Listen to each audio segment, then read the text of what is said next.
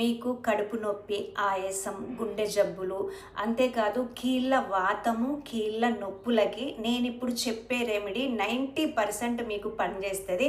ఏమీ లేదు, ఒక 100 గ్రాముల శొంఠి తీసుకోండి. పౌడరు మీరు శొంఠి తీసుకొచ్చి మిక్సీ పట్టుకొని ఒక 100 గ్రాముల పౌడర్ చేసి పెట్టుకోండి. ఒక 50 గ్రాముల కరక్కాయ పౌడరు, అర్థమైందా?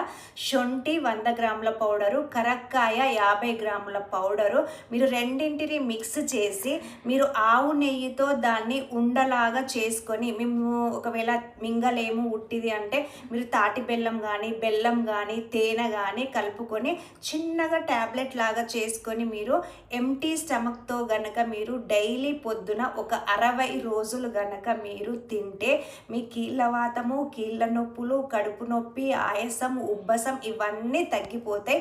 మరి ఇలాంటి చిన్న చిన్న హోమ్ రెమెడీస్ కోసం మీరు హెల్త్ ప్రాబ్లమ్స్ ఏమున్నా మీరు తెలుసుకోవాలంటే మా ఛానల్ని మైథాలజీ కోసం మరియు హెల్త్ ప్రాబ్లమ్స్ కోసం మీరు తప్పకుండా మా ఛానల్ని like, share, comment and subscribe చేయడం అస్సలు మర్చిపోవద్దు.